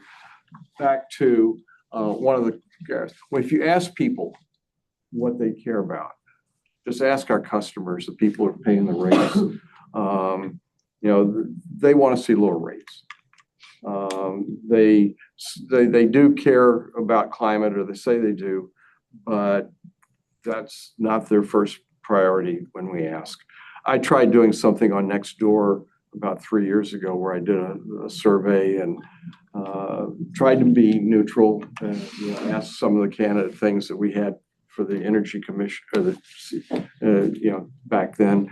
And, the people wanted lower rates, and compared to equity, compared to climate, they wanted lower rates. That's fine. We listened to all that, and then the people in this room who are here because we care about climate, are focusing on climate. And I don't know who balances that, because this isn't maybe the group to do that, and maybe it's the city council, but nobody really represents the ratepayers as money on the money side in the system that I can tell. And I see that as a gap. And I'm not saying we're wrong or you're wrong, but I see that as something missing from how San Jose Clean Energy is sort of governed. And I don't have an answer. But back to this, I thought the process was great, and I don't know whether to give 60-40 or 40-60. But I was happy to watch it happen, 50-50. and happy to see us come up with a system that worked well. And I want to thank you guys, and I was proud to be part of that. And I'm happy to see the Climate Advisory Commission taking a proactive position by kicking off an ad hoc committee and building a recommendation. So thank you very much for being passionate. I add one last comment as well. I think so. One of the goals that I went into it with, that's reflected in the recommendation, is wanting to have goals and estimates of how those goals are going to be reached for the emissions reductions that are going to be achieved by San Jose Clean Energy's rebates. I think that from Kate and everybody's feedback, that seemed like it was quite easy to include in the 5-year program's roadmap. But recognizing that those are a small portion of emissions as a whole, it also brings us back to what we've discussed many times about having more detailed, specific pathways of what existing policies there are between City of San Jose, state policies, regional policies, what we have the capacity to achieve in electrification, and then where the gap is between what we have the capacity to achieve now and what we would need to achieve to be on track for our emissions reductions targets, so that it can be very clear, to City Council, to the community, to everybody,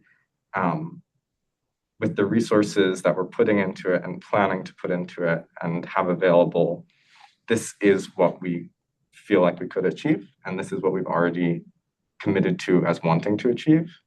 This is the gap, and maybe we don't have the resources or support to get there, but we need to understand what that gap is so that there can be the building of support to. It actually sounds like a great topic for the next agenda item, which means that we're probably a good point to have a motion to approve the ad hoc committee's recommendation. Does anybody want a Motion to approve the recommendation?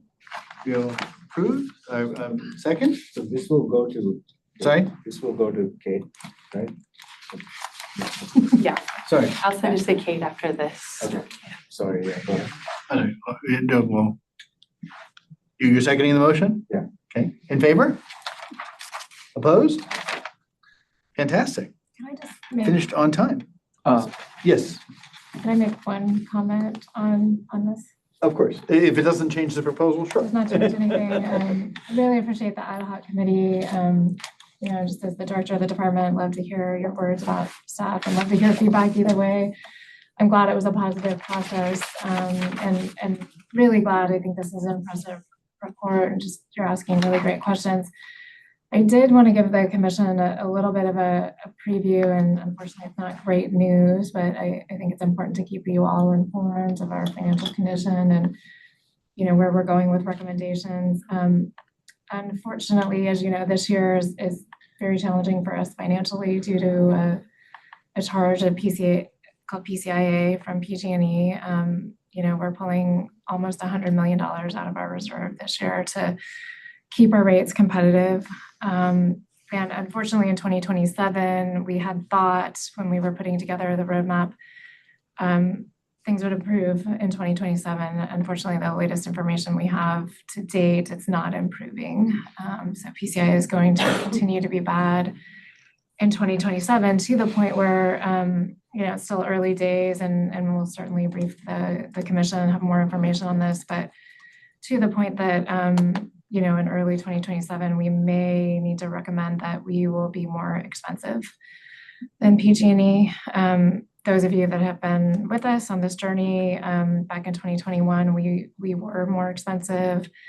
It wasn't catastrophic. Obviously, it's not where any of us want to be, but the PCIA continues to be challenging. What we did in 2021 was we created a third product called Green Value, which was priced at parity. We put all of our low-income customers into that, and then customers could choose to opt down into that product.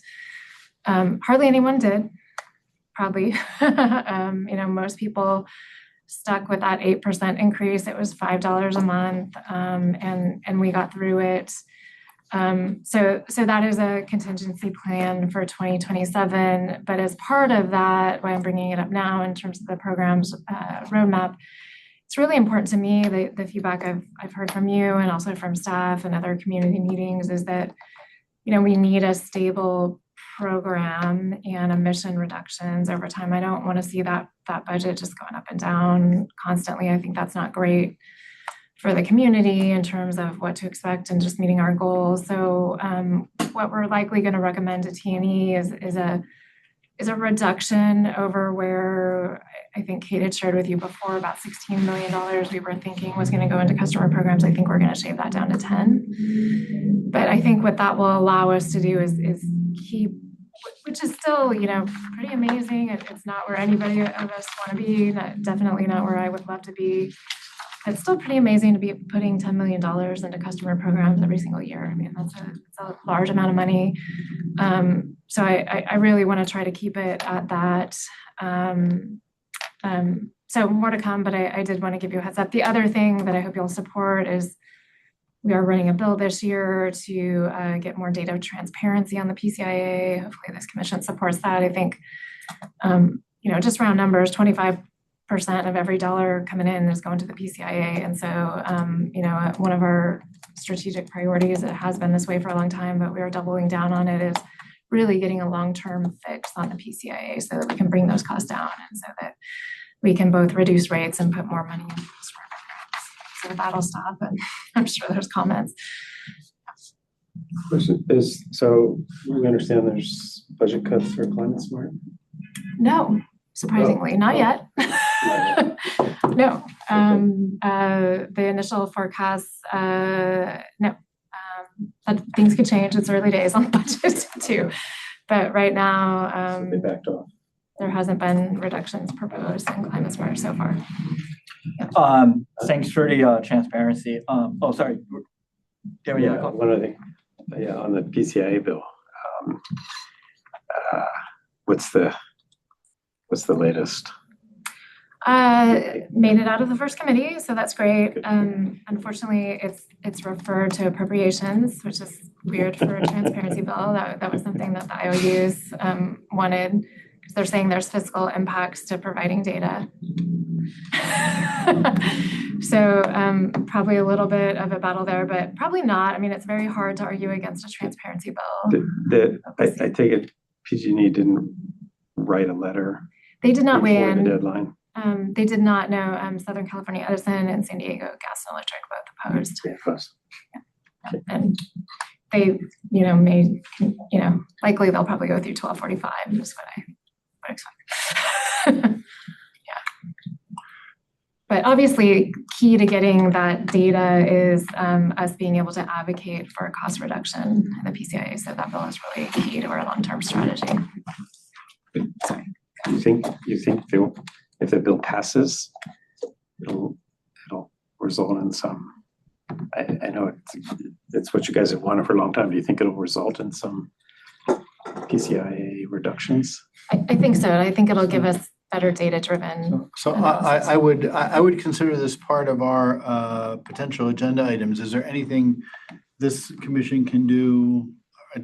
I'm now officially in the next part of the meeting, which is agenda items for the next meeting.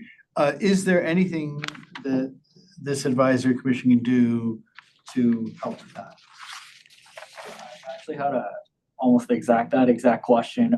First of all, thanks for the transparency, and two, as Climate Advisory Commission, is there anything that we could do to help SJC's financial bottom line, et cetera, and or lobby for its well-being and or cost competitiveness? I don't think we can lobby, so watch that. Advocate for. That's a very specific word that we're not allowed to do. Yeah, Brown Advocate. Advocate for the financial well-being of SJC. Yes, absolutely. And we'll engage you. Scott Green is our legislative affairs manager, and he'll be in touch with calls to action, obviously writing letters, contacting your local delegation. Our delegation is supporting the bill, which is really great. More to come as the legislative season kicks off. Oh, I don't know. Yeah. Can do this. So I wrote a letter and we got several groups in the state to sign on, including the Climate Center. Can that be shared? The letter that you. Yeah, to the commission? I can send it out as like information only, yeah. Okay, cool, thank you. But we'll have templates and other things to drive advocacy. Obviously, we're thinking about sort of our essentially our business model a little bit, and a big choice is, do we have essentially, say, cost-based rates and let the devil take the PCIA in the sense that we focus on our own costs and charge that and don't own the PCIA. I've always been a little surprised that we spend so much time waving it around and talking about it and whining about it when we should, well, I mean, it's giveth and it taketh, but mostly we've not done well politically over it. And yet, when we talk about what our deal is, we go out and we procure power that's clean and we're providing it. And the CPUC, which has its own, public relations issues to deal with, is sort of the source of this other charge that's going to PG&E. It's not going to San Jose. I mean, that's a strategic choice that we haven't taken in the past. If there were to be a dialogue about discussing this strategy, would that be something that would this commission help with, or what would be the vehicle by which we might, contribute or discuss that? Sure, I think we'd be very open to that. Some CCAs are taking that approach, like, hey, don't look at me, go look at the commission. Pros and cons to that, right? The good news is our costs are coming down and are very stable. We're just below 10 cents a kilowatt. We've been there for a while. Our costs aren't all over the place. We can still fight the PCIA, but just the idea of trying to save up money for when it's high and then use it for when it's low makes it look like we're hiding almost. That's framing. But we do compete, and I think the risk there is that people could opt out. I don't worry so much about residential customers. I worry more about commercial, and that is half of our load. So there's things to consider, but it's a valid point. Some CCAs that are more than 75% residential load are taking a similar approach to on a sustained basis. If we can't charge lower than PG&E for the energy part, I mean, we're sort of lost anyway in a sense. The PCIA is a separate thing, and we need to fight that no matter what. But the idea of playing with our rates some years, other years flatten things out, can't be done forever if we're not cheaper than the PG&E and the raw acquisition of energy. Yeah, but if you don't bring it under control, they can keep jacking it up until you're not cheaper, no matter how well you do. No, well, we're competing for energy in the sense that how we procure energy, we sign contracts just like PG&E does and all that. The PCIA is essentially a battle over assets that were stranded, that were sort of purchased in the past and are being valued. And it's the intent is to be fair. But the way it's been implemented has certainly raised questions but that's been going on for. I will say one bright spot, we are have a new governor who appoints new commissioners at the Public Utilities Commission. So I think there could be an opportunity for more change than we've seen in the past. It's not impossible that an alumni of this group will be the governor. So. And even some of the other candidates, come from CCA territories. So I'm an optimist. Is it possible to kind of see those numbers in a future meeting? Absolutely. We'll share with you those financials. So we could probably talk about those all day. We should probably figure out what we're going to do for our next meetings. I did notice that the July meeting isn't set yet. Is there a reason that? So we set the July meeting at the May meeting, so that's when we'll discuss our work plan and the annual report, and then the meeting schedule going forward will be set then. So that's when we have the opportunity to discuss if 6 p.m. still works, this Thursday of the months that we meet, if that still works, and we can adjust that for the next year. So keep that in mind when you come to the next meeting. I just have to start leaving work at 4:45, so. We can move it later if people like. No, I think the 6 o'clock has worked out well. What time did Bill come? 6:15? What's that? The other items that we have 6:15. for the May meeting, we either Bill or Brian from our attorneys will be here for a Brown Act refresher. We have some new commissioners. There's been a lot of changeover. We need a refresher. So, well, we have a lot of new commissioners since they came. They were only here at the very first meeting, so they're gonna attend at the May meeting. We're also gonna have transportation semi-annual update. It's actually, they were scheduled to come earlier, but we had a lot of other items, and transportation didn't have any major updates. So this is their only update this year. They'll be here in May. We have our outreach and engagement strategy for Climate Smart. And then we also have the commission work plan, as I mentioned, and the annual report.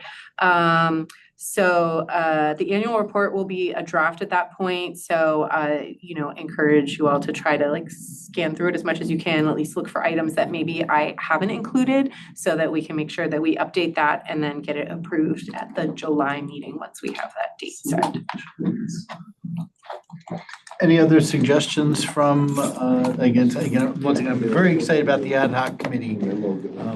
Unfortunately, I've had no success in getting a chance to sit down with Councilmember Cohen to talk to him. Well, he's running a state senate campaign. What's that?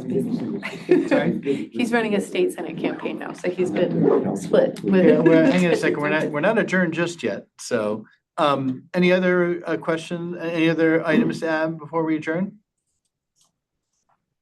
Okay, anybody have a motion to adjourn? Motion to adjourn. You don't need to. Second? You don't need to. Oh, don't adjourn, okay, I adjourn. Sorry, thanks, forgot about that. Okay. Thank If you for anybody covering needs for me. parking validation, make sure. I need a that you're validation. checking with Darren. There's like Hi, a Lori. letter. Thank you very much for all that. There's like a letter or something. No. Great job. Thank you both. Great job. We just have to note when people are, so they'll just be like a line in the minutes that's there. Oh, that's what- Whenever we just to like, if there was like a change in another. My husband's not gonna love it. No, you're fine. And then, yeah. It sets like people's 10 minutes down the way. expectations and gets people, because Yeah. some of the stuff we could just talk all day. Oh, yeah, absolutely, and I think. So- And then I think we used to talk all day in here, but that's, okay. Yeah. Our objective here is to, I'm, sorry, get educated, get recommendations and get going. Yeah, So. exactly, no, I think that's been very helpful. So- I'm pretty. And, So thank you for all your, I feel like I don't actually enjoy the use, it's like, here's the work, it looks good, The guy that was supposed to looks good, operate. you know, it's like. I mean, sometimes there's things that I forget though, cause like, you know, we do minutes and like we try to keep track, but sometimes you're engaging with people outside of there and you might remember things that you have on there and Yes, stuff like that. but I also like the fact that, you know, everyone's putting a recommendation on their slides, they go, what is it that you want from us? Yeah, So I we feel can like, look, I can look at it at the very beginning and say, okay. meeting so much, I just I almost, can't. The data center conference, I'm I almost just want to start with trying that to learn slide, as but much it's as like, I can go to it's a in there, wall we and can remote, find it if we and want. I Sorry, feel so I was, I feel so like I I've was, been. Thank you for covering, Of I appreciate course, that. Yeah, no, it's fascinating to me. No comment on my own performance, but if there's anything you need from me, like,